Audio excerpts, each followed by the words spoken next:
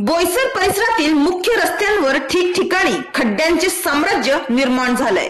रस्त्यावर मोठे खड्डे असल्याने वाहन चालकांना प्रचंड त्रास सहन करावा लागत आहे। दुचाकी स्वारांना तर विशेषतः धोका निर्माण झालाय। पावसाळ्यामुळे हे खड्डे पाण्याने भरल्याने अपघाताची शक्यता वाढली आहे। परिणामी प्रवासी व स्थानिक नागरिक संताप व्यक्त करीत आहे। बोईसर रस्त्यावर ठिकठिकाणी खड्ड्यांचे साम्राज्य दिसून येत आहे। विकास कामांसाठी कोट्यवधींचा निधी खर्च होत असतानाही रस्त्यांची दुरवस्था या ठिकाणी कायम आहे। पावसाळ्यात हे खड्डे पाण्याने भरल्याने अपघातांचा धोका या ठिकाणी वाढला आहे।